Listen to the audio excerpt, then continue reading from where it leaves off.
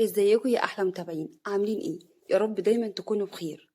والنهارده هبدأ اول حلقة من الرواية الصعيدية، خناقات كده بين السلايف.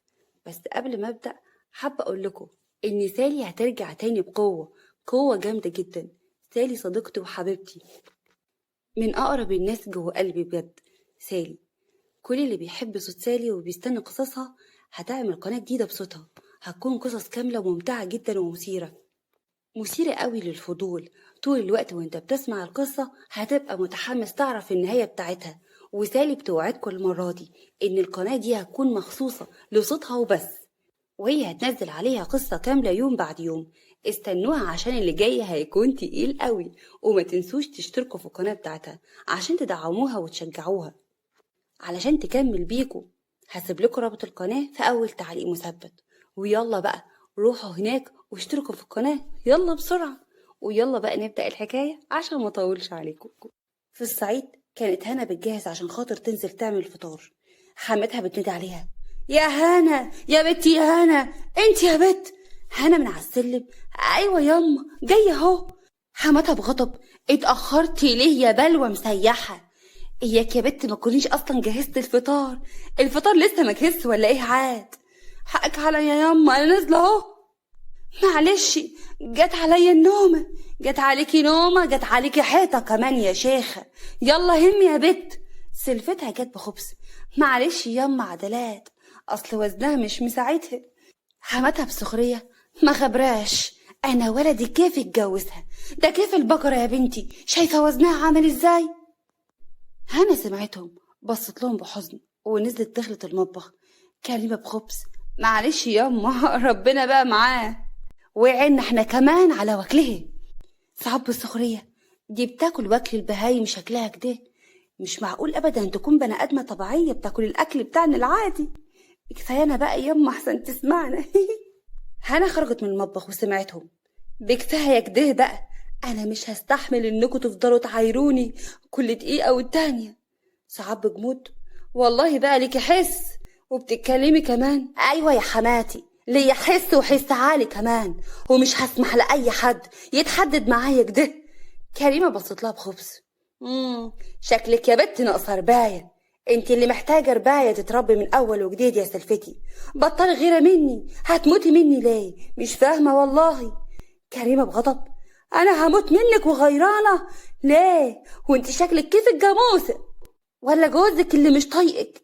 ده الاكل كله خلص من الظهر، وكل ما حد بيسأل مين اللي خلصه يقولوا هنا اللي خلصته.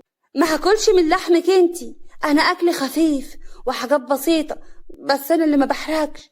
واضح ان اكلك خفيف، خفيف قوي. طيب هشاهدك يا حماتي، مين احلى، انا ولا التخينة دي؟ سعد بسخرية: يا كريمي هو ده محتاج سؤال؟ طبعا انتي يا حبيبتي. كريمة بتكبر: معلش ياما، خليها بس تحس على دمها وتعرف انا مش غيرانة منها. قال ايه غيرانة منها؟ قال صحاب بكل برود: يا هنا بكفاياك يا بنت كلام ماسخ لسلفتك الكبيرة واحترميها بقى. هنا بصت لهم بغضب: ليه يا جوزي يترد عليه وهيرد عليك ويعرف كل واحد مقامه في البيت ده. ساعتها وقفت قدامها وضربتها بالكف على وشها. كريمة ابتسمت بشماتة. صعب بغضب: جوزك ده يبقى ابني. الظهر فعلا ان عقلي طار. يا محمد يا واد يا محمد تعالى يا ولا. هنا بصت لهم بصدمة وبغضب. نزل محمد بيجري: نعم ياما في ايه؟ مراتك بتقل مني يا حبيبي، بتقل مننا كلنا ومش محترمانا. لسانها بقى طول قد كده ومحتاج يتقص. محمد بغضب: الكلام ده صحيح؟ هنا امك مدت ايدها عليا يا محمد، خدي حقي. حق مين يا بت انتي؟ جت جسر حقك، ده امي تعمل اللي هي عايزاه.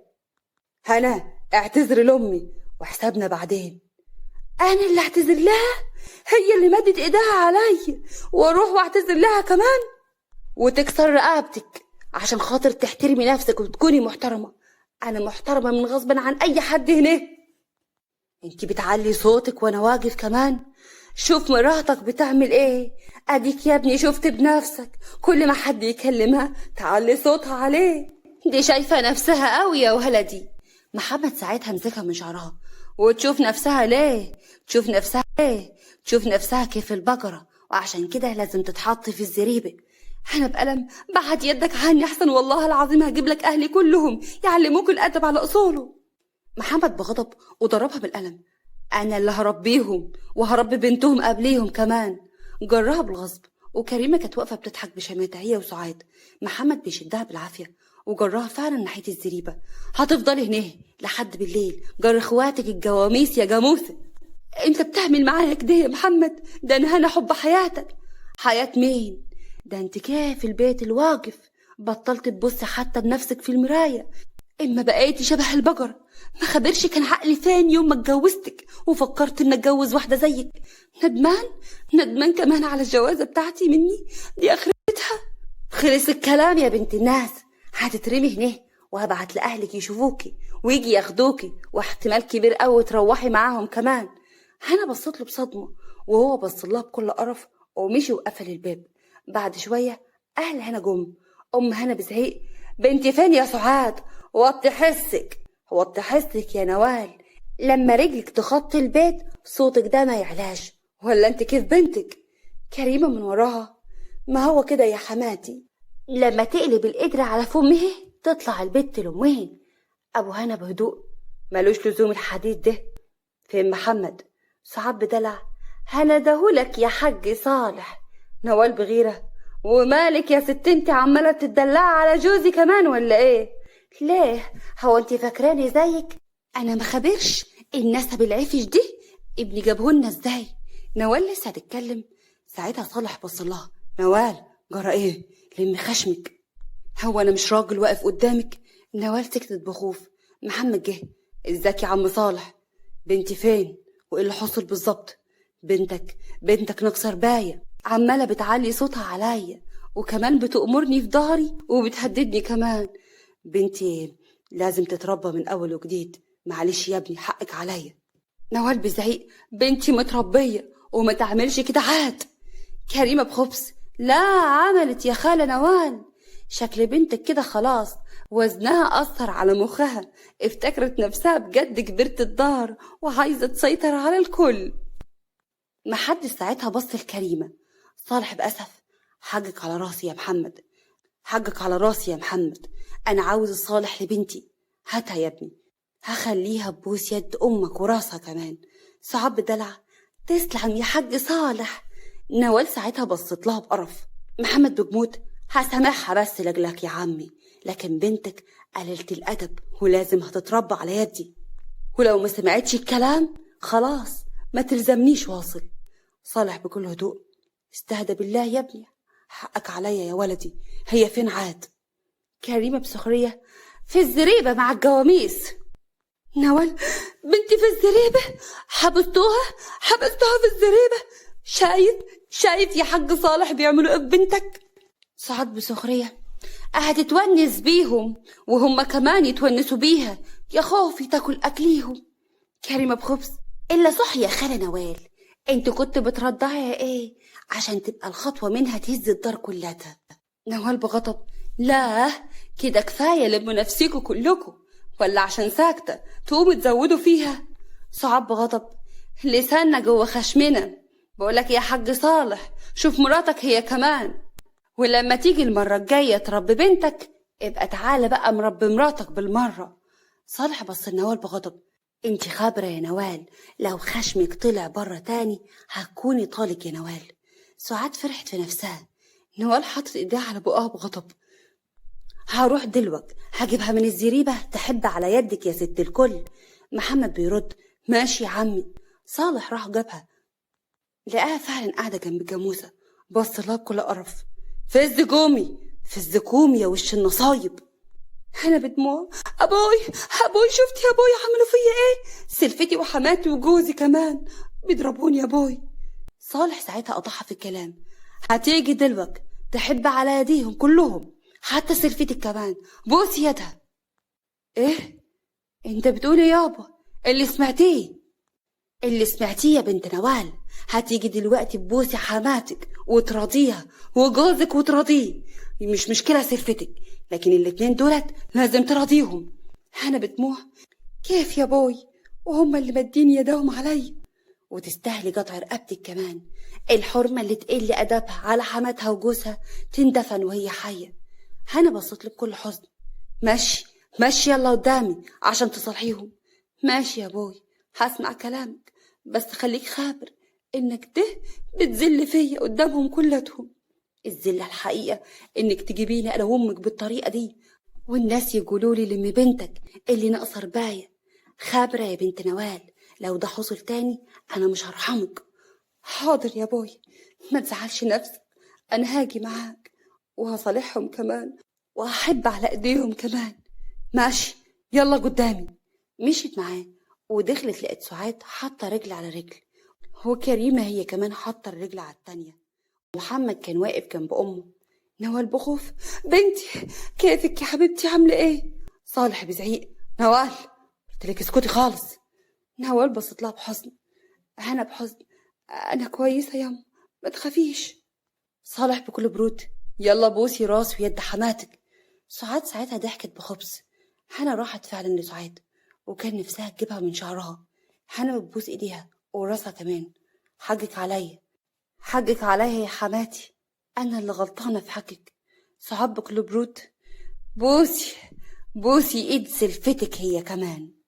حنا بغضب وصدمه: لا طبعا مش هعمل كده. صالح بزعيق: هنا اسمعي كلام حماتك، لو قالت لك يا بنتي ارمي نفسك في النار ارميه، ما تنزليش ليها كلمة واصل. كريمة بخبز: خلاص يا حماتي أنا مسامحاها، وأنا زي أختي الصغيرة مش مستاهلة إن هي تبوس يدي ولا حتى رجلي. هنا بتوعد: كتر خيرك يا كريمة، نردها لك أكيد إن شاء الله.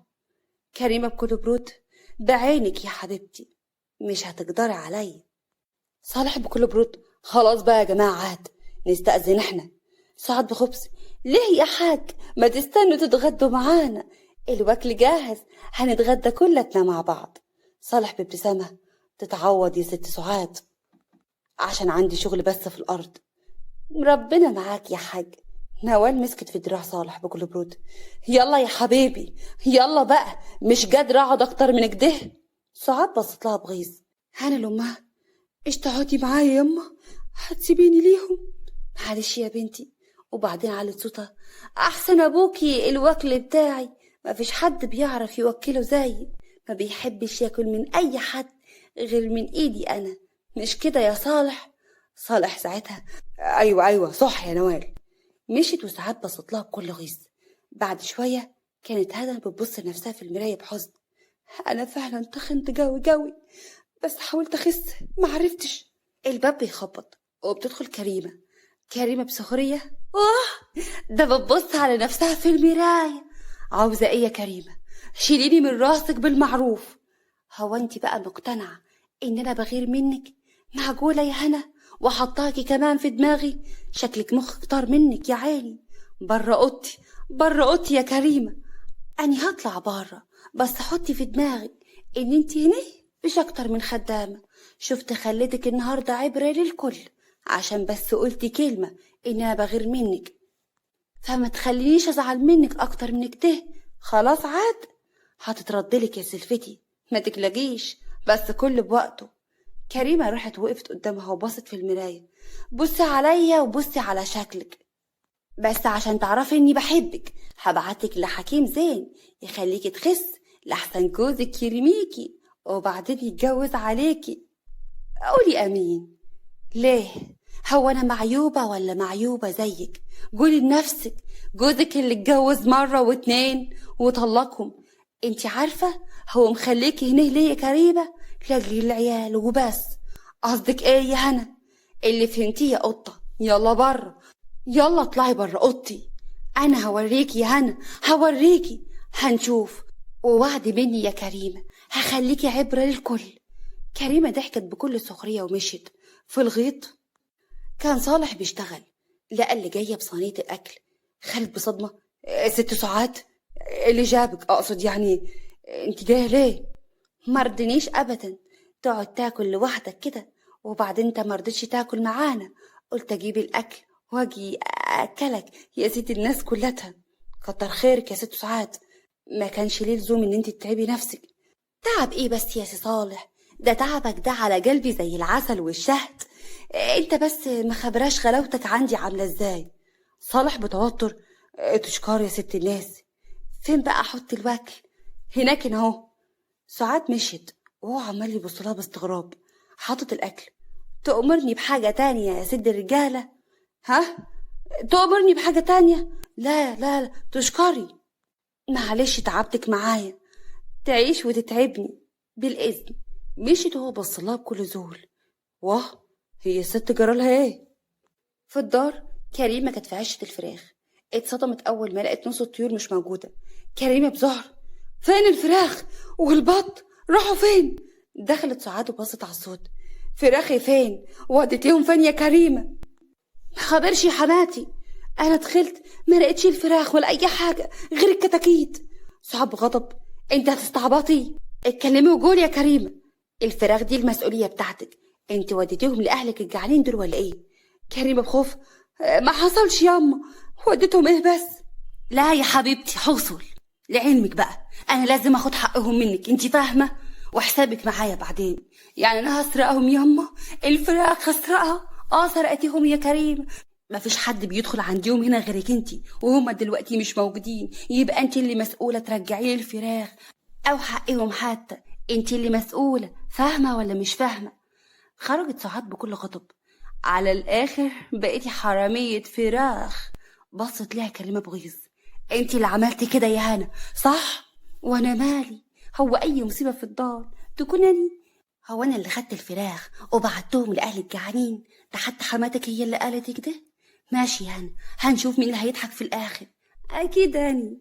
ماشي يا سلفتي. ما تفكرنيش يا كريمة غلبانة، واي واحدة تخينة ومليانة تبقى هابلة.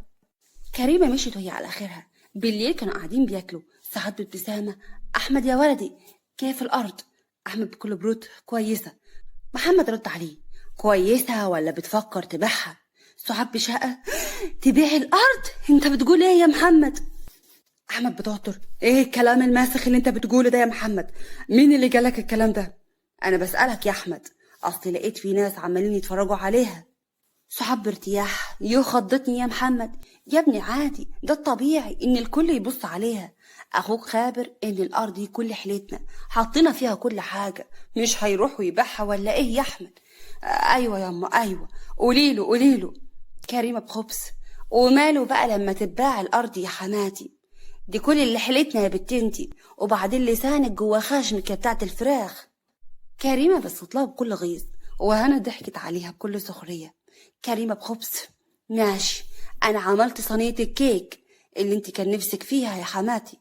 سعاد بسخرية وبضحك. ليه يا بنتي ما عملتيش 2؟ واحدة لينا والتانية لهنا تاكلها بالهنا والشفا لوحدي. هنا بجمود. شكرا، ما بحبش الكيك وانت عارفة ان انا اصلا ما بحبوش من الاساس. كريمة بخبز. احسن برضو، ما حدش يعرف يعمل الكيك ده غيري انا. ولا ايه يا احمد يا جوزي يا حبيبي؟ احمد ابتسم. ما فيش اكل يعلى على اكلك يا ست البنات واحلاهم. سعاد بخبز. واكل امك يا ولا نسيت ولا ايه؟ ايه يا نص عين مراتك، نسيت اكل امك؟ بعد اكلك طبعا يما. هنا بهمس. شايف بيعاملها ازاي يا محمد؟ شايف كيف المعاملة؟ حجه.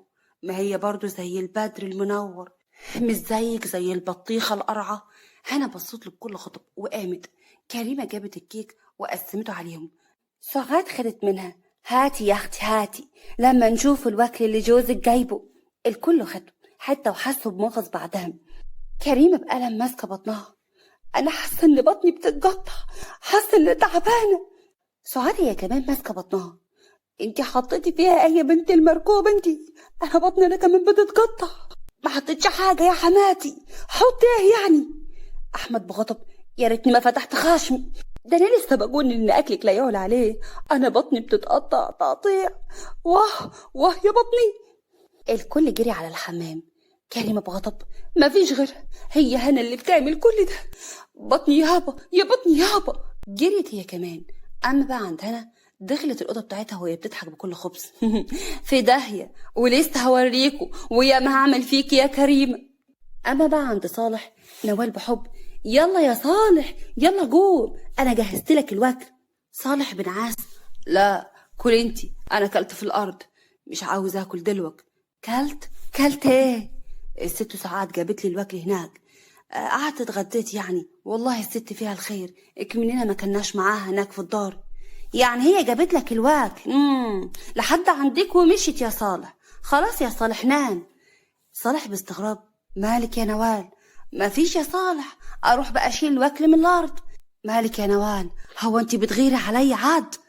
امال ايه؟ مش عاوزنا غير؟ ده انت راجلي وتاج راسي، وانت كمان يا حبيبتي عيشة عمري. هو انا بس عايزه اقولك على حاجه. انت لسه بتحب اللي اسمها سعاد دي؟ ايه الكلام الماسخ ده يا نوال؟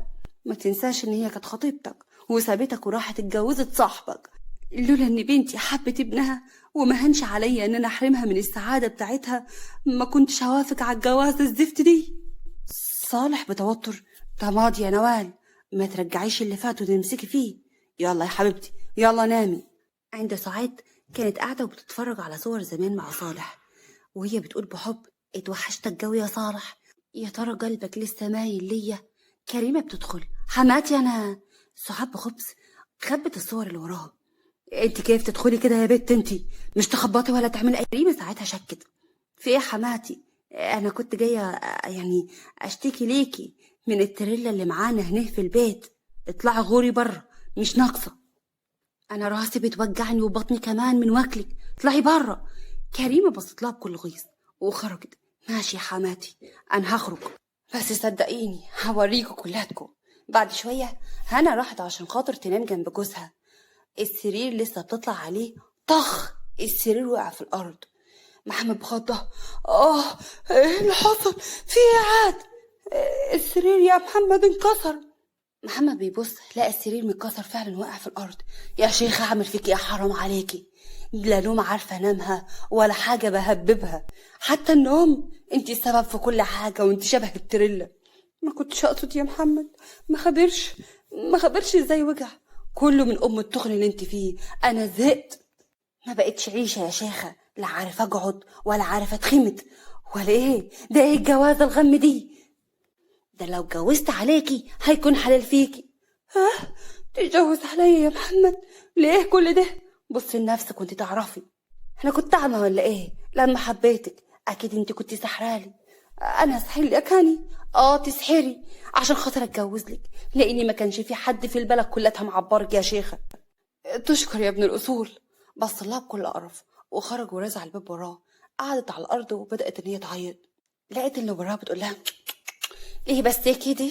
هنا بتبص لها بكل غل: انت اللي عملتي كده في السرير صح يا كريمه؟ بصراحه شلت مله من المله بتاعت السرير، وقلت بقى كده انت اللي تسويها على الجنبين، اكيد اول ما قعدتي عليه انكسر. انت واحده حقيره يا كريمه، مش احقر منك صدقيني يا هنا. وفي مفاجاه تانية مستنياكي بعد شويه. مفاجاه؟ مفاجاه ايه؟ سعاد من تحت عماله بتنادي: يا بنتي يا هنا، انت يا هنا يا هباب البرك، انت تعالي هنا. هنا بصت لها الكريمه: في ايه يا كريمه؟ عملتي ايه من عمايلك السودة؟ غمزت ليها وخرجت بكل برود. هنا باستغراب: نعم ياما، في ايه؟ انا مش قلت 1000 مرة مالكيش دعوة بخزين الدار؟ الخزين كله كلتيه، ما جيتش جنبه ياما، ما جيتش جنبه. الفريزر فاضي والتلاجة فاضية. انت ايه يا بت؟ كل ده طفحتي لوحدك؟ انا هاكل الخزين كلهته؟ ما حصلش ياما. لا حصل يا اختي، انت ما كلتيش كل ده، امال مين اللي كاله؟ بكفايه بقى، ده احنا هنعلفك مع البهايم. هنا بدموع: ما حصلش، انا بريئه. كريمه جات: لا حصل، حتى هي برضو اللي خدت الفراخ الصبح، وانا كمان صورته، شوفي كده. حماتها بضربه. وبكده يكون انتهت الحلقة الأولى. يا ترى ايه اللي هيحصل في الحلقة التانية؟ أحداث جديدة ومثيرة ومحدش توقعها من هنا ومحمد. يا ترى فعلا محمد هيتجوز على هنا؟ وايه اللي هيحصل بالظبط لحماتها وسلفتها؟ كل ده ان شاء الله هنشوفه وهنتابعه في الحلقات اللي جايه. تابعوني بالله والاشتراك وان انتوا تفعلوا الجرس، ولازم تبقوا عارفين ان احنا بنتعب جدا عشان نوصل لكم الحلقه، عشان كده لازم تقدرونا وتعملوا مشاركه في القناه. يلا سلام. اللهم صل وسلم وبارك على سيدنا محمد. ودلوقتي هبدأ البارت التاني من رواية خبز السلايف.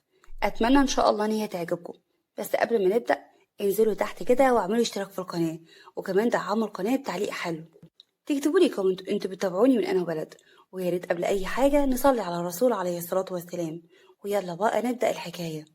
سعاد بصدمة وغضب: بتسرقي الوكل والفراخ يا هنا؟ وانا بقول البت هتفرقع عليه من كتر التخن اللي انت فيه. انا بغضب ودموع: انا ما عملتش حاجة يا حماتي، ما عملتش حاجة. كريمة بخبز: كريمة بخبز: خلاص يا حماتي، انا هدفع حق الخزين وحق الفراخ واللي هي عايزاه، ما هي برضو اختي الصغيرة. هنا بصيت لها بكل قرف. صعب قرف. ماشي، واياكي تتكرر تاني يا هنا. انتي خابرة انا ممكن اعمل فيك ايه؟ ده انا هجرسك في البلد كلها، غوري من وشي دلوك. ده جاتك القرف. هنا بجمود: ماشي ياما هغور. وتشكري قوي يا كريمة، تشكري على كل حاجة يا بنت الاصول. كريمة بسخرية وغمزة: ايه خدمة يا سلفتي، انت كده كده خابرة ان كيف اختي الصغيرة. مشيت هنا والدموع محبوسة في عينيها. كريمة ابتسمت بشماتة وانتصار.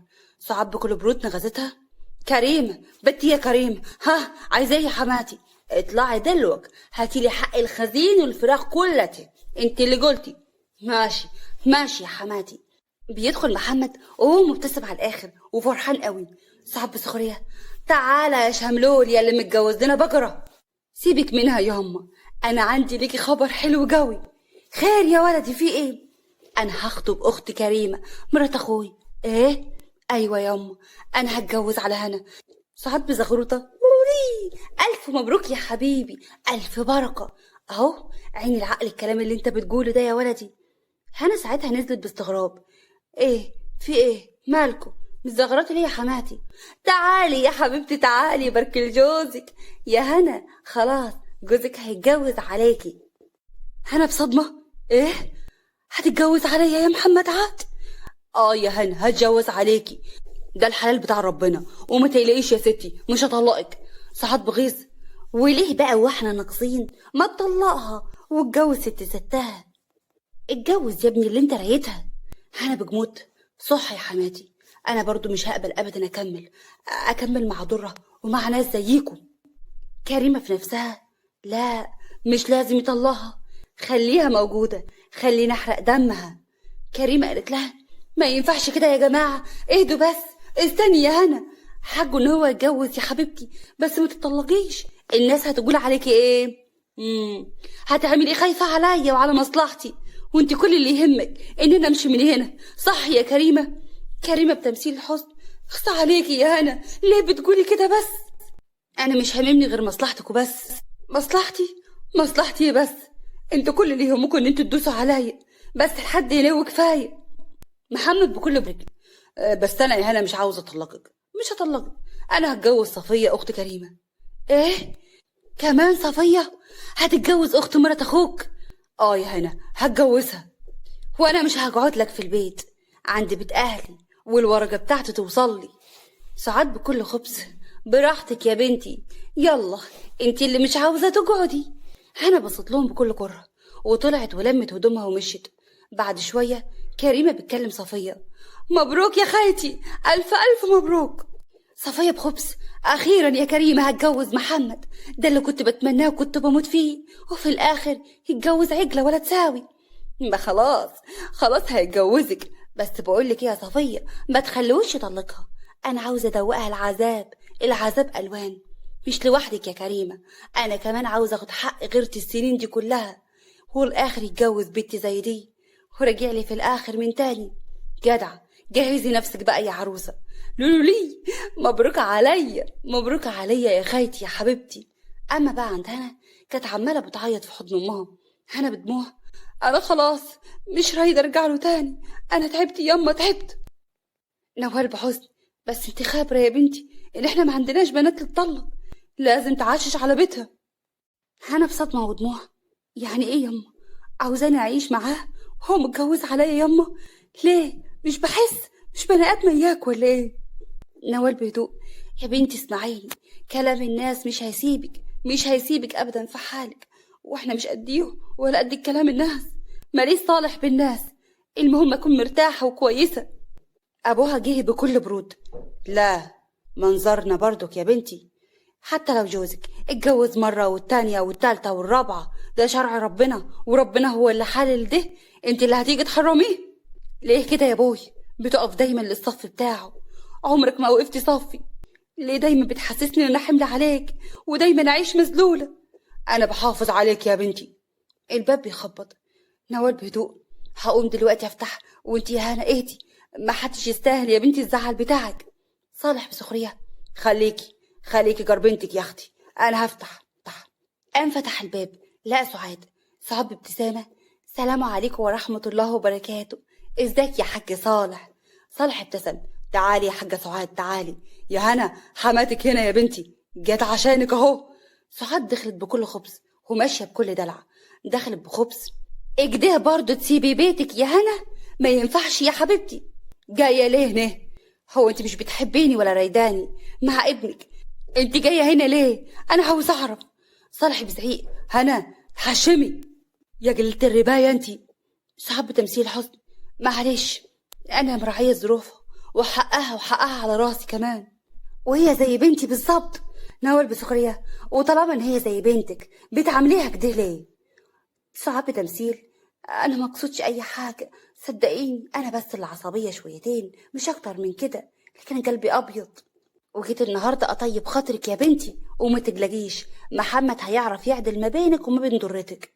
صالح بابتسامه: عيني العجل يا حاجه سعاد، طول عمري اقول ان انت بتعرفي توزني الامور كلها.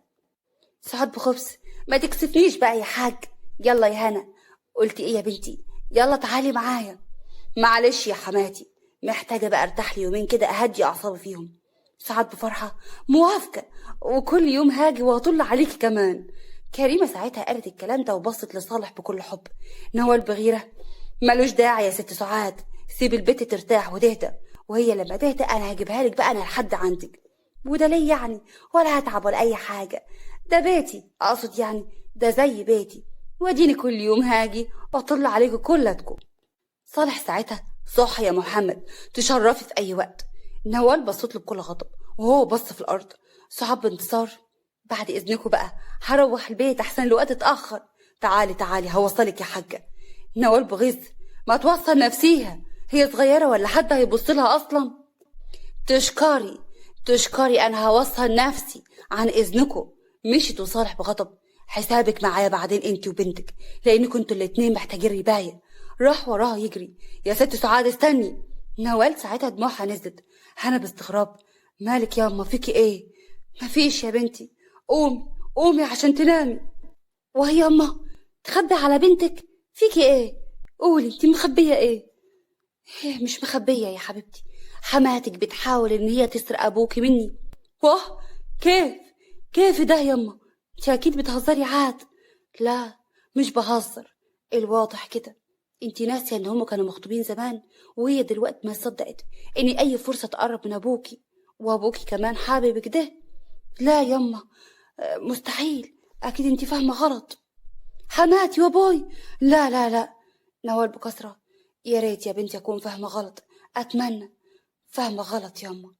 هنا بشروط: معقوله يا حماتي رايده ابوي؟ عشان كده بقى جيتي وعملت له الليله دي وعاوزه تصلحيني؟ اتاريكي جايه عشان خاطر ابوي وعاوزاها فرصه تانية تقربي منه. نوال بجمود: ايه يا بنتي، سرحت في ايه؟ لا يما مفيش. ما تخافيش يا بنتي، انا ناويالها، صدقيني يا هنا مش هخليها تاخد جوزي مني مهما حصل، وانا معاك يما، دي ست تعبانه ولازم ناخد بالنا منها. صح. يلا قوم يا بنتي، يلا قوم ارتاحي شويه وسيبي الامور على ربنا، ربنا اكيد هيحلها من عنده. حاضر يما. اما بقى عند سعاد كانت ماشيه في الطريق. صالح الحقها: استني يا ام محمد. نعم يا حاج صالح، في حاجه تاني؟ ما تزعليش من نوال، هي اصلا مش بتفهم اللي بتقوله. مش زعلانه يا ست الناس، هزعل ليه؟ طول عمرك طيبه وبتفهمي الاصول كمان. تسلم يا حاج. الا قول لي يا حاج صالح، انت مش زعلان عشان خاطر ابني هيتجوز على بنتك؟ لا طبعا، ده حقه ان هو يتجوز واحده والتانيه والتالته، ده شرع ربنا. يعني انت عادي ممكن تتجوز التانيه كمان؟ ها؟ ايوه، هو شرع ربنا. بصت حواليها يمين وشمال. يعني ممكن تتجوز التانية؟ ايوه، إيه المانع؟ بس ايه يا صالح؟ انا رايد مراتي، ومراتي بحبها ومش شايف غيرها. نعم نعم، يعني ايه الكلام ده؟ مش هينفع اتجوز على مراتي، وبعدين بصراحة كده انا مش شايف غيرها لاني بحبها بقى كده يا صالح. ايوه يا حاجة، وبعدين بتسألي ليه؟ انت جايبالي عروسة ولا ايه؟ ايوه، والعروسة قدامك اهي. ايه؟ انت بتقولي ايه يا محمد؟ اما بقى عند هنا التليفون بيرن باسم كريمة. كان سالت مرة واتنين، واخر حاجة زهقت وقامت ردة. كريمة عاوزة ترد عليا ولا ايه يا هنا؟ ده انا بحب الجو جوي. عاوزة ايه يا كريمة؟ عاوزة اقولك ما تزعليش يا حبيبتي. انتي عارفة انا جربتي احساسك ده، وفي الاخر جوزي رجعلي لحضني. بس جوزك انتي مش هيرجعلك.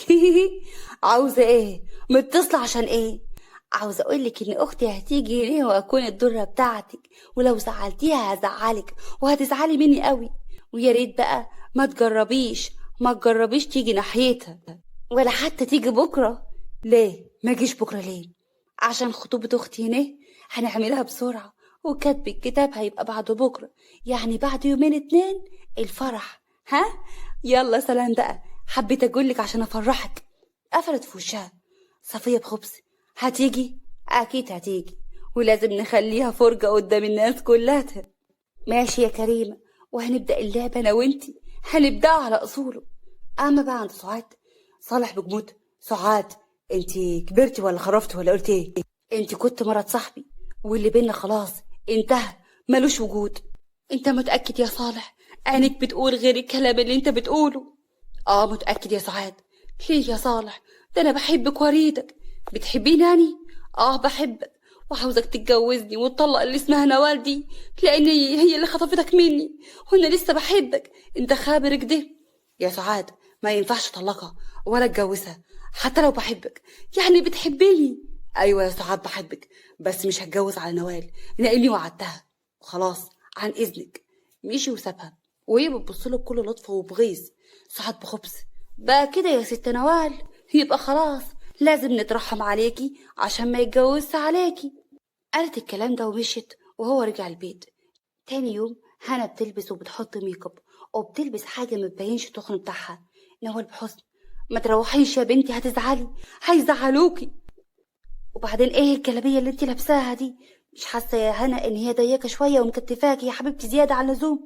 لا ياما، مش هقلع حاجة وهرجع لبيت جوزي. مش هم اللي عاوزين يطفشوني؟ انا بقى اللي هطفشهم كلتهم. يا بنتي اسمعي الكلام، انا حاسه ان انت هتروحي وهتزعلي.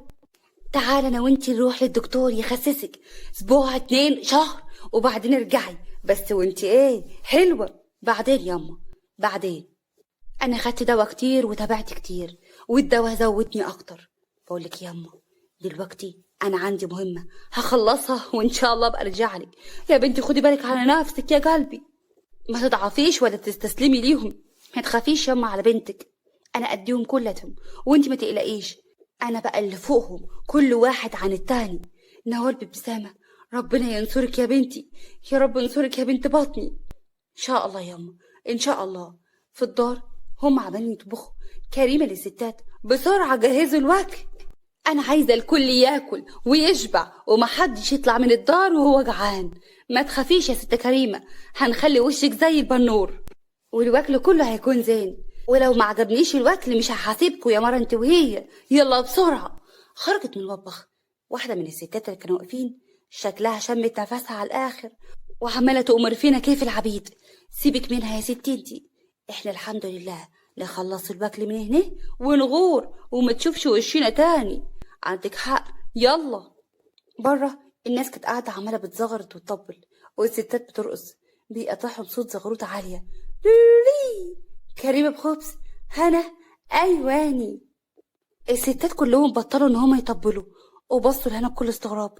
هنا بابتسامة، مالك يا ست الدوهية؟ مصدومين كده ليه؟ مين كده ليه؟ ما تطبلوا وتفرحوا لجوزي، يلا. لولي. الستات بطلوا يطبلوا خالص. كريمة بويز، مالك فرحانة قوي كده ليه؟ جوزك هيتجوز عليكي. جوزي يا حبيبي وفرحانة له. مالك ومالي يا كريمة؟ وبعدين فرحة جوزي هي فرحتي. ايوه عندك حق يا هنا. يلا بقى يا حبيبتي ارقصي فرح جوزك. شكرا يا حبيبتي، مش برقص. سيبنا ليك الرقص، انت واختك خطفت الرجاله. اخت انا مش خطفت الرجاله. ماشي يا ست الجاموسه انتي. انا مش جاموسه. سكتت بصدمه لما الجلبيه انقطعت وكل الستات بصولها بضحك. كريمه بضحك مش قادره، مش قادره والله. لازم يعني تلبسي حاجه ضيقه كده. هنا دموعها اتجمعت في عينيها. كريمه للستات. استنوا يا ولاد، معلش. احسن سلفتي تخينه جاوي ومش لاقيين اصلا حاجه على مقاسها. هنا طلعت على فوق تجري وهي بتعيط. فتحت الباب الاوضه، لقت صفيه قاعده مع بناته عمالين يحطوا لها ميك اب. واول ما شافت هنا اديتها هدومها ورميتها على الارض وعماله بتدوس عليها. هنا بصدمه وغضب: انت بتعملي ايه هنا في الاوضه بتاعتي؟ اطلعي بره. كانت زمان يا حبيبتي، دلوقتي بقت الاوضه بتاعتي انا. وهدومك المجرفه دي ملهاش عازة عندي. كلمه زياده ومش هرحمك صدقيني. مش هتخرجوا من بين ايدي. بره اوضتي، بره اوضتي. صفيه بصت للبنات: طب تعالي وريني هتعملي فيا ايه يا درتي، يا درتي المستقبليه. هي ساعه واحده بس وهينكتب كتابي وخلاص، وهبقى درتك وبجد حق وحقيقي يعني. واحده من البنات قفلت الباب وكريمه خلت الستات تحت يطبلوا اكتر ويرقصوا. صفيه بغل: كنت بتقولي ايه بقى؟ هاله مسكتها من دراعها بشده. اتوجعت ساعتها صفيه جدا وغمزت للبنات: يا دراعي يا بنت. يلا يا بنات اضربوها. مسكوها فعلا وبدأ ان هم يضربوها جامد جدا، وهي كانت بتحاول ان هي تدافع عن نفسها. تحت كانت شغالة على الطبل والاغاني ومفيش حد سامع صوتها. زقوها على الارض وقعت ورجليها اتفتحت. صفية بخبز: تستاهلي. يا رب تكوني انكسرتي كمان عشان تبقي تيجي وتتعدى عليا. مش هرحمك. اهو، اهو يا ست هنا، خليتك تحت رجلي ولا تساوي. هنا بدموع وألم واتحملت في نفسها. راحت شدت صفية وقعتها في الأرض ونزلت فيها ضرب وشدت شعرها. البنات اتخضوا وبيحاولوا ان هم يشدوها لكن ما قدروش. صفية بصريخ: يا شعري، اوعي، الحقوني يا بنات، واقفين كده ليه؟ هنا فضلت تضرب فيها: انا سكتلك كتير بس لحد هنا مش هسكت ليكي. البنات قدروا ان هم يبعدوها عن صفية بالعافية. هنا مسكت واحدة واحدة وضربتها. خافوا منها وطلعوا يجروا وسابوهم هما الاتنين لوحديهم في الأوضة. هنا بتقرب عليها وبتبص لصفية: ها، تحب أكمل عليكي؟ لا لا لا، بعدي عني يا كريمة، الحقيني يا كريمة. هنا مسكتها من شعرها: لم هدومك وغوري من الأوضة بتاعتي، مش هكررها تاني. صفية بخوف: حاضر حاضر. ابعدي عني عاد عشان اعرف اقوم. هنا راحت وقعدت على السرير وبتبص لها بكل قرف: يلا يا بنت انتي، خدي هدومك من هنا ومش هتتكرر تاني. جري بخوف. هنا رزعت الباب في وشها: غوري جدك القرف اتفوق. صفية كانت بتجري، خبطت في اختها: الحقيني، الحقيقة يا كريمة. كريمة بصدمة: مين اللي عمل فيكي كده؟ هنا ما قدرتش عليها يا مراري. 5 بنات كانوا معاكي، ما قدروش عليها ازاي؟ اعمل ايه يا كريمه؟ هي اللي تخينه. البنات اول ما شافوها هي عماله بتضرب فيهم هربوا منها بالعافيه. والحمد لله اني يعني لسه بصحتي، ما قتلتنيش ولا جرالي حاجه. بس يا كريمه عضتني كافي. يا مراري يا مراري، انا مش هسيب حقي. البت دي يا كريمه لازم تتربى. وانا كمان يا حبيبتي مش هسيب حقك. يا خرابي يعني. قومي قومي اما نشوف الهباب ده. نامتها وقامت. اما بقى عند سعاد بخبز: تعمل اللي قلتلك عليه، مفهوم يا مرعي؟ اللي تأمري بيه. بس هو ايه اللي حصل بالظبط يا ست سعاد؟ عاوزك تجيب خبرها النهارده، فاهم ولا مش فاهم؟ خير مين عاد يعني؟ نوال مرات صالح يا عناني. عاوزك النهارده تخلص عليها. مش ده اللي كان خطيبك زمان؟ هو الحب شعل من تاني ولا ايه؟ قلبك حن ورج. مالكش صالح يا برعي. بقولك ايه، لازم تنفذ الأوامر وخلاص. خد الفلوس دي عربون وليك زيهم مرتين. مرعي الطمع: موافق يا ست سعاد. روحي جهزي الاسود عشان تلبسيه على المرحومة. سعاد ابتسمت بكل شر. بالليل هنا كانت قاعدة بتدور على دكتور شر. بالليل هنا كانت قاعدة بتدور على دكتور شاطر عشان خاطر يخسسها. بيدخل محمد بكل غضب: هنا بجمود خير. زعلتي صفية ليه وبتطرديها من هنا؟ دي اوضتي يا محمد، ولو سمحت ان انا اصلا سمحت لها ان هي تشاركني فيك، ده مش معناه ان هي تشاركني في الاوضه بتاعتي. اسمع بقى يا ابن الناس، انا جيت هنا عشان خاطر العيش والملح، مش اكتر من كده. طالما ان انت جيتي عشان خاطر العيش والملح، ليه بتدافع عن الاوضه بتاعتك؟ ما تقعدي في اي مصيبه، عشان افتكر كل لحظه اهانه اهنتني فيها وما هنتش عليك وما حنش ليك واصل يا محمد. انا كنت بحبك، لكن عمايلك اللي خلتني مش طايقه ابص في وشك واصل. خليك يا سيدي مع مراتك الجديده، وانا اوعدك في يوم من الايام ان انت هتجري ورايا وتتمنى الضفر بتاعتي. ومش كده كمان، هتنزل توطي وتبوس المداس بتاعي وتبوس رجليا. محمد بسخريه. شكلك الدهون اثرت على مخك. في مالك يا هنا؟ بقى انا هجري وراكي وادوس المداس ورجليكي؟ ده انت فعلا محتاجة تخسي وتجري، مش هنا يا ست الناس. صفية قمر ورفيعة وزين قوي قوي، وعشان كده بحبها، لكن ما بقيتش انا كمان طايقة ابص في وشك. اشبع بيها يا محمد، يلا يلا اطلع بره احسن لك، يلا احسن تزعل مني انت كمان. محمد بص لها بكل غيظ وخرج. اما بقى عند نوال، كانت قاعدة على سجادة الصلاة بتدعي ربنا ان هي تحمي بنتها ويقف جنبها. خلصت الصلاة بتاعتها وقامت عشان خاطر تتصل على بنتها. نوال بهدوء: ها انا هلبس واروح لبنتي، وحشتني قوي. بعد شوية هنا كانت نازلة على السلالم، حست ان قلبها مقبوض. بسم الله الرحمن الرحيم. في ايه؟ هو إيه اللي حصل بالظبط؟ جت صورة مامتها في بالها، بيدخل شخص غريب. الحقونا يا ناس، الحقونا. كريمة خرجت هي وسعاد وهنا، نزلوا يجروا. الشخص بخوف: امك يا ست هنا، امك. النار ولعت في الدار وفي حد خلص عليها. هنا بصدمة وخضة: أما. وبكده تكون انتهت الحلقة التانية. يا ترى ايه اللي هيحصل بالظبط؟ ولو وصلتوا معايا لحد هنا يبقى أكيد القصة عجبتكم. انزلوا اعملوا اشتراك للقناة وفعلوا زر الجرس عشان لما انزل الحلقة التالتة توصل لكم على طول. يلا سلام. اللهم صل وسلم وبارك على سيدنا محمد. ودلوقتي هبدأ معاكم آخر بارت من رواية خبز السلاف، إن شاء الله هتعجبكم. بس قبل ما نبدأ، ياريت كلنا كده نصلي على الرسول عليه الصلاة والسلام، ونكتب كومنت انتوا بتتابعوني من أنهي بلد، ونكتب كمان أكتر ذكر احنا بنحب نقوله، علشان كلنا كده ناخد مع بعض الثواب. ويلا نبدأ الحكاية. دخل شخص بخوف وزهر: أمك يا ست هنا، الحاجة أمك، خلصوا عليها وولعوا في الدار. هنا بصت له بخوف: أما، أما. طلعت تجري بسرعة، وكريمة بصت لسعاد اللي كانت واقفة وعمالة بتبتسم بكل خبز. كريمة بتبص لحماتها: معقولة تكون انت اللي عملتي العملة السودة دي؟ وما تكونيش انت ليه يا حماتي؟ ما انت طول عمرك عينك من الحاج صالح. سعاد راحت ورا هنا وهي عمالة بتمثل الحزن. عند هنا الناس كتير ماسكاها بالعافية وهي منهارة، وهي شايفة مامتها متغطية. ابعدوا عني، سيبوني سيبوني. زقتهم وراحت ناحيتها: أما، أما فوقي عشان خاطري، أما فوقي، أنا ماليش غيرك ياما، ما تسيبنيش، ردي عليا، ردي عليا ياما. سعاد كانت واقفة وبتمثل الحزن، وصالح كان واقف مصدوم ودموعه عمالة بتنزل من الصدمة.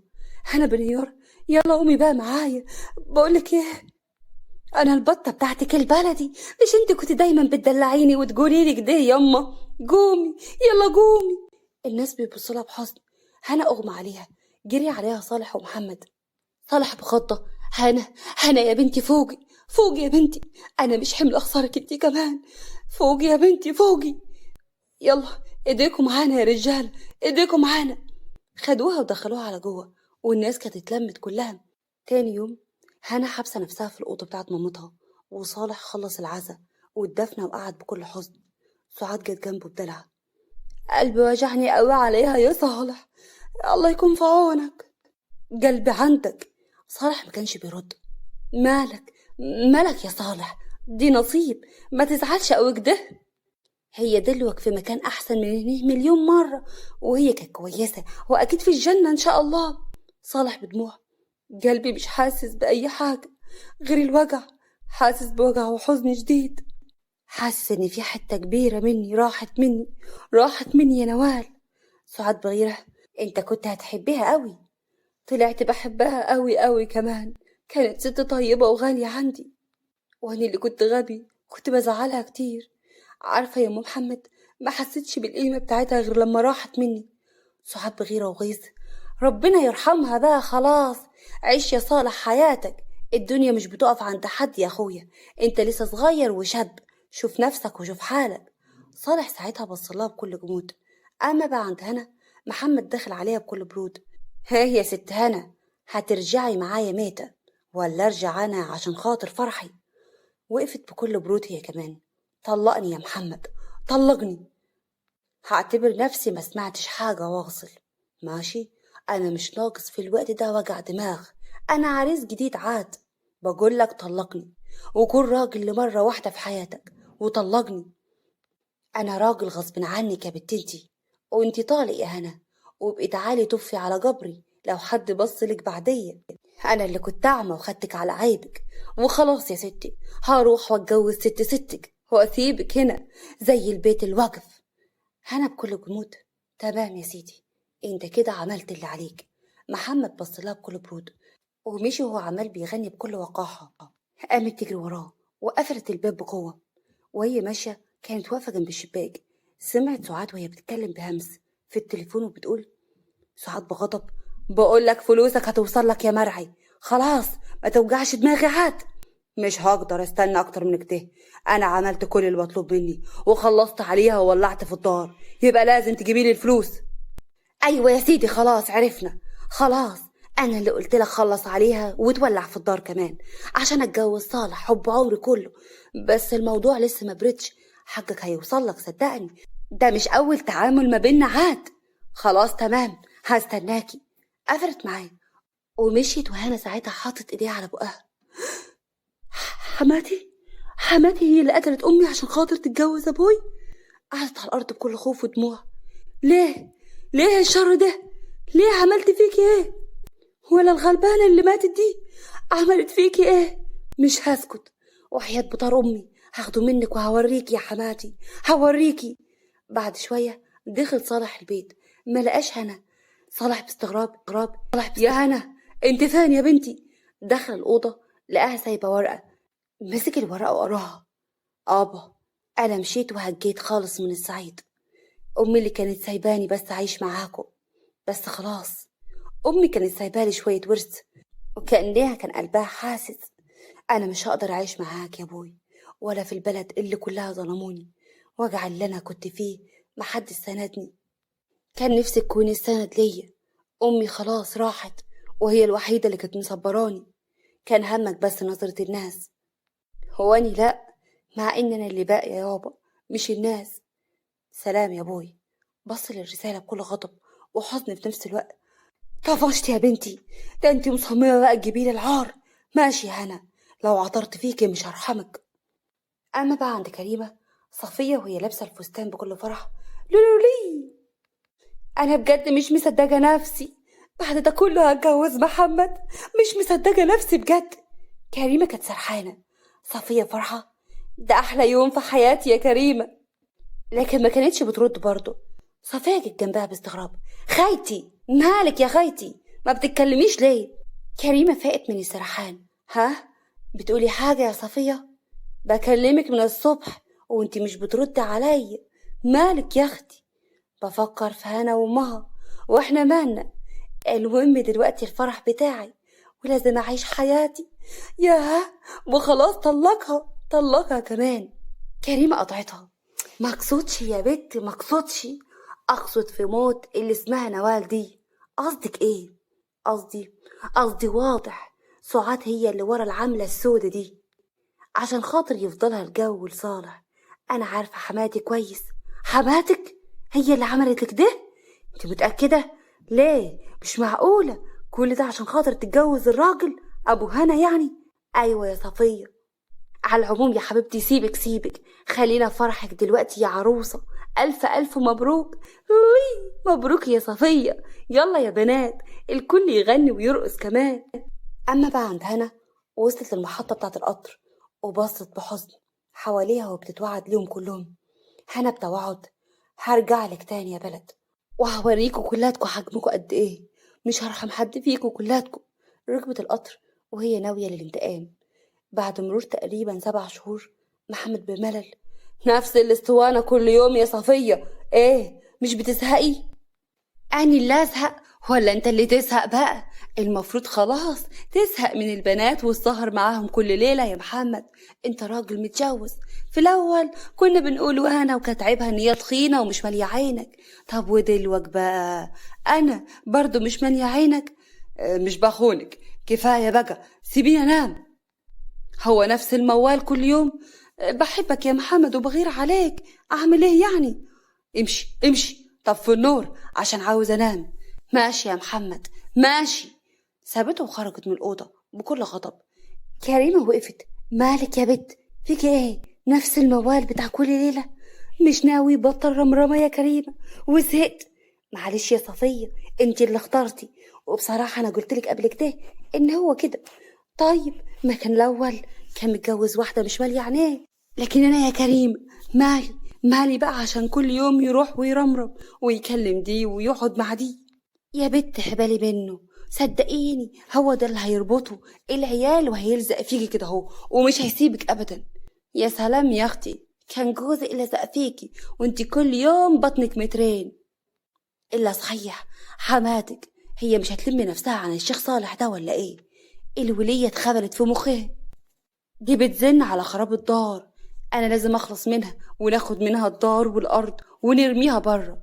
هو انتي قد الكلام ده يا كريمة؟ دي ممكن تكوني انا وانتي في بق واحد. وتعمل كيف ما عملت مع نوال وطفشت بنتها كمان. كريمة بخبز، سيبيني بس خطط لها وهتشوف اللي هيحصل لها. في المحطة بتنزل بنت في غاية من الجمال، فردة شعرها ولابسة بنطلون اسود على شميس ابيض، نضارة فوق دماغها، ووراها الحرس بهدوء. نودي الشنط دي فين يا هانم؟ تمام، انتوا ممكن تودوها البيت الجديد، بس انا عاوزة البيت يبقى زي الفل، نضفوه قوي. الحرس تمام يا مدام جميلة. هنا في نفسها وهي بتبص للبلد. واخيرا رجعتلك من تاني باسم مختلف وشكل برضه مختلف، وهاخد حقي منكم القديم والجديد. مشيت والحرس كان معاها. الكل كان عمال يبص على جمالها وقد ايه هي رشيقة وجميلة. اما بقى عند سعاد، صالح بزعيق: سعاد بره، مش عاوز اسمع حسك ولا حتى اشوف وشك تاني، يلا من هنا. سعاد بغل: بقى كده يا صالح انا امشي؟ بتطردني ليه؟ عملت لك ايه؟ ده انا رايداك وعاوزه اتجوزك في الحلال. انا مش عاوزه اتجوز، بطلي الرخص اللي انت فيه بقى، انا خلاص كفايه عليا كده، خسرت مراتي وبنتي راحوا مني، مش عاوز اخسر نفسي انا كمان. ماشي يا سي صالح، انا هوريك، وانت اللي هتتمنى تيجي تبص بصه مني وهنشوف. مشيت وهي على اخرها. احمد اتصل عليها في الوقت ده. سعاد بغيظ: خير يا احمد يا ولدي؟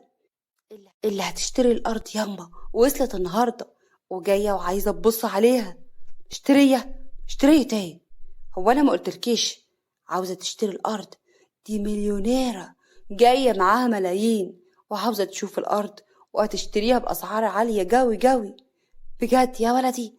حاول تجيبها الدار، لازم تقعد معانا ونكرمها، ده كنز ولازم نحافظ عليه. عندك حق ياما، انا فاهمك قوي، هروح واستقبلها وانتي جهزي الدار. ماشي يا ولدي. اما بقى عند هنا، احمد نزل من العربيه جري وبيبص لها باعجاب. عملت نفسها طبعا ان هي ما تعرفوش. احمد باعجاب: انسه جميله، انا احمد عبد العزيز. ها؟ احمد مين؟ انا اللي هبيعلك الارض وانتي اللي هتشتريها ان شاء الله، ولازم تيجي وتاخدي واجب الضيافه عندنا في الدار. جميله بتمثيل البراءه: انا اشتريت بيت جديد وهقعد فيه. لا ما يصحش يا جميله هانم، تعالي، انا امي هتفرح بيكي جوي جوي. تمام، وانا ما اقدرش ابدا اكسر فرحتها، اكسر فرحه مامتك يعني. ركبت معاه العربيه والحرس كان حواليها. بعد شويه سعاد بفرحه: بسرعه يا بنت انتي وهي، الدفعه الجديده جايه. صفيه بغيظ: ضفت مين يا حماتي؟ وبنتي اللي هتيجي وتقعد حدانا كده، ايه الحديث الماسخ ده؟ صعب بكل برود: مالك يا بنت انتي، داري وانا حرة فيها وابعدي عني. البنت البندروية هتيجي وتشتري الدار ده وكمان الارض. يلا يا بنتي صفية انتي وكريمة، لازم نكرمها كرم كبير قوي. كريمة بتعب: يا حباتي انا تعبانة وانتي عارفة ان الحمل تعبني قوي. هيه، حمل؟ ليه ان شاء الله؟ هو انت اول واحدة تحبلي ولا تحبلي؟ ده انا ابني محمد ولدته على السلالم، واحمد ولدته في العربية بتاعة الحمار. يبقى ايه يا بت؟ هو انت مفكرة ان انت بتعملي حاجة عجيبة يعني؟ عجايب والله. يلا خلصي. دخل احمد وهو شايل الشنط، ومحمد كان نازل بيبص للكل بذهول. واه، هو ايه في الدار النهارده؟ مين الناس دي؟ دخلت جميلة بابتسامة. هاي. محمد وقف منبهر. واه، واه، ايه الجمال ده كله؟ ايه اللي بيحصل هنا؟ بتتكلمي يا بنت يا صفية؟ صفية بصت له بغيظ. صعب بصغروطة. وي، اهلا يا ست هانم، اهلا. اهلا، تعالي تعالي اقعدي، وسعوا يا ولاد. هو انا هنا يا حماتي مش جميلة، بس رجعتلك من تاني وهوريكي. جميلة ردت برقة. وانا كمان، انا متشكرة جدا ليك يا طنط. كريمة همست لصفية. شايفة يا بنت بنات مصر قد ايه حلوين جوي جوي؟ ما تسكتي انتي كمان، هو انا كنت ناقصاكي؟ ده محمد عينيه زي علينا. ايش حال بقى لما يجي حاجة زي المصراوية دي؟ بعدين هي عادي، عادية جوي جوي. محمد ساعتها مديلها ايديه، وان يكون محمد اخو احمد. جميلة بصت له بكل جمود وابتسمت بكل خبث. تشرفنا بيك قوي. صفية ببرود. يلا يا كريمة، نحط الطفح، اقصد الاكل. يلا يا بت، يلا نحط لها الطفح، لكش نخلص بقى وتغور من هنا. جميلة بصت لها. بتقولي لي انا طفح؟ انتي متخيلة ان انا مش هفهم الكلام ده؟ خلاص، خلي الطفح لنفسك يا مؤدبة. انا مش هاكل من ايدك، مش باكل من ايد جواميس زيك. صفية بغضب. جواميس؟ جواميس مين دي؟ محمد بزعيق. صفية، لما خشمك احسنلك. انتي فاهمة ولا مش فاهمة؟ صفية سكتت، وجميلة غمست لمحمد وقالت له متشكرة جدا. خلصوا الأكل، وجميلة كانت عاوزة تمشي. تعالي تعالي يا بنتي، أنا هوصلك بنفسي. لا يا طنط، خلاص أنا عارفة الطريق. محمد ساعتها شالها الشنطة. لا، تسمحي لي أنا أوصلك أنا يا جميلة، وتسمحي لي برضه إن أنا أقول لك يا جميلة عادي كده. جميلة ابتسمت بكل خبز. أكيد يلا، وشاورت بإيديها جود نايت. صفية بطريقة. يه يه يه يه، ايه المحن ده؟ جود نايت يا حلاوة، واشيلك الشنطة. سعاد كانت ماشية وراها. شرفتينا يا جميلة هانم. ميرسي. لو عاوزة اي حاجة انا موجود هنا في البلد، كلميني وخدي رقم اهو. جميلة ابتسمت. طيب تمام، ماشي يا محمد، هات الرقم. مشيت وهي بتبتسم، وخرجت جميلة وهي بتبصلهم بكل قرف وكره. بصت في المراية بعد ما روحت البيت على شكلها اللي بقى جميل فعلا، ووزنها اللي نقص تقريبا يجي 100 كيلو. جميلة بغل. حلو قوي يا نوال، صدقيني مش هرحمك. اللعب بدأ، وانا بجد مش عارفة ابدأ بمين فيكم. كوكي، كوكي سلفتي سابقة، ابدأ بيكي. بالليل كريمة كانت تعبانة، تعبانة قوي من الحمل. قامت عشان خاطر تشرب. النور قطع في الوقت ده. سمعت صوت تسجيل عالي، شخص ما كان بيتكلم. كريمة حبيبتي، وحشتيني جوي جوي يا بنت انتي. انا احبك يا عادل، حبك انت، مش بحب اللي اسمه احمد ده خالص. وانا حبلة يا عادل، حبلة، حبلة منك. ايه كيف وانتي متجوزة؟ انتي ناسية ولا ايه؟ احمد مش بيخلف يا عادل. لا، مش ناسية ولا حاجة. هتعدي يا كريمة، هتعدي. هتقولي ربنا قدر وان انتي بقيتي حامل، وهو هيصدقك صدقيني. هو يحبك، ربنا قدر وان انتي بقيتي حامل، وهو هيصدقك صدقيني. هو يحبك، عندك حق، وهو ده اللي هيحصل. التسجيل اتقفل، وكريمة بلعت رقها بسعر. كريمة بسعر وخوف. مين اللي سجل ده؟ مين اللي عمل التسجيل ده؟ النور ساعتها نور. بتبص، لقت سعاد واقفة، واحمد كان بيبص لها بكل غضب. بتخونيني يا بنت الكلب، ده انا هشرب من دمك دلوقتي. كريمة بخوف وهي بترجع لورا. لا، لا صدقني، التسجيل ده اكيد مصور، مش انا يا احمد، صدقني. مسكها ونزل فيها ضرب، وجرجرها على بره. صفية كانت هتجري، بس اتدخل محمد في الوقت ده ومسكها جامد. بقولك يا بنت انتي، طلاقك هيكون كوم، ومروحك ورا اختك الخاطية ده كوم تاني خالص. صفية ساعتها بلعت رقة بخوف ورجعت مكانها من تاني. بره، احمد بصوت عالي وهو ماسكها بكل غضب. انتي طالق، طالق، طالق. اشهدوا يا أهل البلد كلها، الست دي خاطية، حبلة من راجل غير جوزها، وأنا من حقي كواحد صعيدي أخلص منها. بس خلاص، مش هوسخ إيدي مع واحدة حقيرة زيها. الناس بصلها بكل قرف. كريمة بدموع: بطني بطني. ضربها أحمد في بطنها بقوة، وهي كانت عمالة بتبصله، مسكها ورماها بره. أحمد بقرف: اتفوه، أنا هسيبك لأهلك ياخدوا حق منك. كريمة بألم ودموع: استنى يا أحمد، استنى هفهمك. فقدت الوعي. الكل كان شايفها وهي فاقدة الوعي. سابوها عمالة بتنزف، والكل مشي من غير ما أي حد يساعدها. هنا كانت واقفة في البلكونة بتتفرج بانتصار. ألف ألف مبروك عليك يا كريمة، ألف ألف مبروك. عرفت البلد كلها حقيقتك، بس أنا ما ظلمتكيش، لكن انتي كنت عاوزة تفضحيني قدام البلد كلها من غير ما أعمل أي حاجة. الدور دلوقتي على أختك بقى، هتحصلك قوي ما تقلقيش. الباب كان بيخبط في الوقت ده.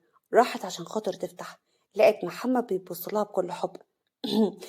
انا مش عاوزك ابدا تتضايقي من الزعيق اللي تحت ده وقت كده وهيعدي، ما تشغليش بالك. لا عادي، ما يخصنيش انا يا ميمو. ها؟ ميمو؟ مين ميمو ده عاد؟ انت انت دلعك اسمه ميمو. واه، اول مره حد يدلعني. واه يا ولاد هتدلع. جميله ضحكت له وقفلت الباب في وشه، وبص لها بكل حب، لكن هي من جوه بصت له بكل غيظ، وفضلت تضحك على اخرها. اهبل، وهيفضل طول عمره اهبل. تاني يوم كانت نازله، محمد مسك ايديها. جميله زقت ايديه: ايدك هتوحشك. يا ريت توحشني. انا مش خابر. انا اول ما شفتك عملتي فيا ايه؟ انا بجد مش على بعضي ابدا. انا حاسس كده ان انتي قريبه مني. ايه ده؟ عملت ايه يا ميمو؟ خطفت قلبي يا جميله. ايه يا ميمو، انت راجل متجوز، ما ينفعش الكلام ده. وبعدين انا هشتري الارض وهرجع مصر، ماليش انا اصلا في الارتباط والجواز والكلام ده اصلا. وبصراحه برضو ما اقبلش ابدا بواحد ان هو مرتبط. لو فكرت يعني لازم اتجوز واحد ما يكونش ابدا بارتباطه باي واحده ست تانية. يعني لو انا مش متجوز عاد هتتجوزيني؟ ها، وقتها بس افكر. انا هخرج دلوقتي اتفرج على الارض. اتشاو. مشيت وهو عمال يبص لها بكل حب، وهو مبتسم جدا. معقوله يا ولاد؟ هي مين اللي انا متجوزه؟ ده صندل صندل ولا يسوى. اما بقى عند صفيه، محمد دخل بزعيق وبزهق. راحت ليه بكل حب: مالك يا محمد؟ انتي طالق؟ ها؟ بتقول ايه؟ ليه وانا عملت ايه؟ بقالنا شهرين متجوزين، وانتي يا ستي ما بتخلفيش. بصراحة كده انا خايف تكوني خاطية زي اختك، زيها يعني. صفية بصدمة: انا مالي ومال اختي يا محمد؟ اختي مرمية في المستشفى وانا سبتها وجيت اقعد جنبك عشان ما تزعلش مني ان انا رحت لها اصلا. بصراحة كده انا مش مرتاح في الجوازة دي. من ساعة ما اتجوزتك وانا مش مرتاح. يلا بقى من هنا، يلا هوينا. انا بحبك يا محمد، وما اقدرش ابدا اسيبك. ما تاخدنيش بذنب اختي. انا هروح للدكتور وهشوف انا اتاخرت ليه في الحبل. لا، ما تزهقيش نفسك. انا خلاص زهقت منك خالص. يعني ايه؟ مش بقيت تحبني؟ لا يا صفية، بقولك ايه، خلاص مش عاوزة اشوف وشك العكر ده هنا.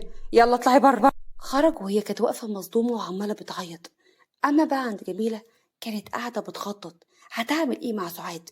جميلة بشر: جه وقتك يا سعاد خلاص، وهندمك على اليوم اللي اتولدت فيه، وهندمك على عمرك كله. بعد شوية سعاد كانت قاعدة في الجنينة. حد جه وراها وحط حاجة على بقها وخدها ومشي. في مخزن، سعاد كانت مربوطة ومضروبة على آخرها. بتدخل جميلة بكل برود: ازيك يا سوسو؟ ايه ده؟ انت اللي خطفتيني؟ عملت لك ايه يا بنتي؟ ايوه، انا يا حماتي اللي خطفتك. واه واه واه، تكلمي صعيدي؟ حماتك كيف يعني؟ ايوه معرفتنيش؟ من حقك. ايوه معرفتنيش؟ من حقك. الوزن اتغير والشكل برضك اتغير. مش واخده بالي. انت مين يا بنتي؟ اني هانه. هانه يا حماتي، بتاعت الزريبه والجاموسه. انت اللي عملت فيا كده يا هاني؟ انت عارفه لو ولادي عرفوا ان انت اللي عملت فينا كده مش هيرحموكي. صدقيني يا بنتي، سيبيني وامشي من البلد بدل ما تترحمي على نفسك. عيالك؟ عيالك مين يا ست انتي؟ مين؟ احمد يعني، اللي باع الارض للعميل بتاعي وخد الفلوس وهرب برا البلد؟ ولا ابنك الصايع اللي همه بس الستات عشان حرباية لافت عليه طلقني؟ سعاد بصدمة. أنا؟ معقولة يا بنتي؟ أنا حاسة إن أنا بحلم. أنا حاسة إن أنا بحلم يا بنتي. سيبيني يا هنا وروحي لحالك. هنا بقرف. إيه؟ هو أنت مش مصدقة إن أنا هنا بنت صالح ونوال اللي خلصتي عليها علشان تتجوزي أبوها؟ سعاد بخضة. مين اللي قالك الكلام ده يا هنا؟ مين؟ ما حصلش يا بنتي. هنا ساعتها شاورت بإيديها على الحارس اللي كان جاي. إيه ده؟ برعي؟ إيه اللي جابك هنا؟ كان مضروب زيها بالظبط. ده انت طلعت تعرفيه كمان؟ لا. مين ده؟ لا يا بنتي، ده واحد. ده انا. ايه؟ ما تستعبطيش يا سعاد، انت اللي لسه ناطقه اسمه دلوقتي على لسانك. انتك يا برعي، انت عملت ايه؟ اتكلم وقول. هي اللي جمرتني ان انا اخلص على الست الهانم وموتها وحرقت الدار كمان. سعاد بغضب. بس اخرس يا ابن المركوب، انا اللي قلت لك كده يا كذاب. البوليس وصل في الوقت ده. سعاد ساعتها بصت لهنا بدموع. مع ألف سلامة يا حماتي، أشوف وشك بخير، إعدام إن شاء الله. البوليس خدها وهنا بصت لهم بكل قرف. بعد شوية كانت واقفة في المحطة، لقيت شخص نازل بالعربية بتاعته. هنا ابتسمت. جيت ليه؟ أنا كنت جاية. بصراحة وحشتيني قوي وما قدرتش استنى أكتر من كده. أنا مش عارفة أشكرك إزاي. وقفتي جنبي، علمتيلي كل حاجة. أنا بجد متشكرة، لأنك كمان صلحت حاجات كتير قوي جوايا. خلاص يا ستي، أنا عرفت إن أنتي بتعرفي تعملي مكرونة بالبشاميل. بقولك إيه، أنا عاوزة أتجوزك. أفكر. صالح جاي يجري عليها. بابا. أيوة أبوك يا بنتي، سامحيني يا بنتي. حقك عليا، أنا ما أقدرش أعيش من غيرك. كفاية أمك راحت مني، وأنا فقت وندمت على كل اللي عملته معاكي. دموعها نزلت. سامحتك يا بوي، وهاخدك كمان تعيش معايا أنا وياسين. صالح ساعتها بص للشاب بابتسامة. مين ده يا بنتي؟ ده الشخص اللي عوضني عن قصيرتي وحياتي وملاها بالحب يا بوي. ياسين ابتسم. أنا طالب إيد بنتك يا عمي، وأنا موافق يا ولدي. المهم بنتي تعيش مبسوطة طول حياتها. ابتسمت هنا بكل حب. وقف الأب في النص. والأسبوع الجاي يا بنتي هيكون كاتب كتابك عليه. ابتسم ياسين وهنا بكل حب. مر أسبوع وسعاد خدت إعدام، ومحمد طبعا اتجنن بعد الصدمة اللي حصلت من أمه وأخوه اللي أخد كل حاجة وهرب. وبكده تكون انتهت الحلقة بتاعتنا. يا رب القصة تكون عجبكم. لو حابين تعرفوا ايه اللي حصل في البارتات اللي فاتت هتلاقوا في أول تعليق مثبت. ولو وصلتوا معايا لحد هنا يبقى أكيد القصة عجبتكم. وياريت كمان نعمل اشتراك للقناة. ويلا في رعاية الله، واستنوني في حلقة جديدة من رواية جديدة. سلام.